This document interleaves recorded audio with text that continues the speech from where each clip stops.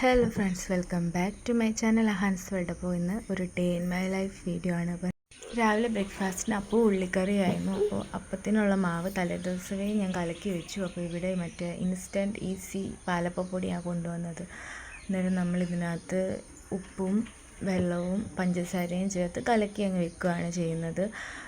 സാധാരണ നമ്മൾ അപ്പപ്പൊടി കലക്കുമ്പോൾ നമ്മൾ അതിനകത്ത് തേങ്ങാപ്പാലോ അല്ലെങ്കിൽ കപ്പി കാച്ചിയതോ ഒക്കെ ഒഴിക്കേണ്ടി വരും. പക്ഷേ ഇതിനകത്ത് ഞാൻ ഇത്രയും മാത്രമേ ചെയ്തുള്ളൂ, ഉപ്പും പഞ്ചസാരയും വെള്ളവും. അപ്പോൾ നമുക്ക് തന്നെ ഒരു ബുദ്ധിമുട്ടില്ലാതെ സിമ്പിളായിട്ട് വീട്ടിൽ അപ്പത്തിനുള്ള മാവ് കലക്കുക. അപ്പോൾ അതേ പിറ്റേ ദിവസമായി നിങ്ങൾക്ക് തന്നെ കാണാം അപ്പത്തിൻ്റെ മാവ് എത്രമാത്രം പുളിച്ച് പൊങ്ങിയിട്ടുണ്ട്, നല്ലതായിട്ട് ഫെർമെൻ്റായി കിട്ടിയിട്ടുണ്ട്.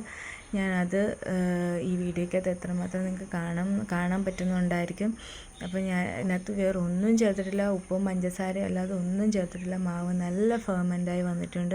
അപ്പോൾ നമുക്ക് രാവിലത്തേക്ക് അപ്പമോ ഇഷ്ടത്തിനനുസരിച്ച് പാലപ്പമോ അല്ലെങ്കിൽ മറ്റേ വെള്ളയപ്പമോ എന്ത് വേണമെങ്കിലും നമുക്ക് ഉണ്ടാക്കാം. ഈ ഒരു പാലപ്പപ്പൊടി 2-3 തവണ ഇവിടെ വാങ്ങിച്ചു. 2-3 തവണ ഞങ്ങൾ നന്നായിട്ട് രാവിലെ ബ്രേക്ക്ഫാസ്റ്റ് ഉണ്ടാക്കിയായിരുന്നു. അപ്പോൾ നമുക്ക് ആദ്യം തന്നെ അപ്പം ചുട്ടെടുക്കാം. പിന്നെ ഇത് രമ്പ ഇലയാണ്, നമ്മളിവിടെ വീട്ടിലുണ്ടാകുന്നതാണ്. നമ്മൾ ഈ വെന്ത് വന്ന വെജിറ്റബിൾസിലോട്ട് രമ്പ ഇല ഇട്ട് കൊടുക്കുകയാണ്. ഉള്ളി, തക്കാളി, പച്ചമുളക്, ഇഞ്ചിയൊക്കെയാണ് എടുത്തേക്കുന്നത്.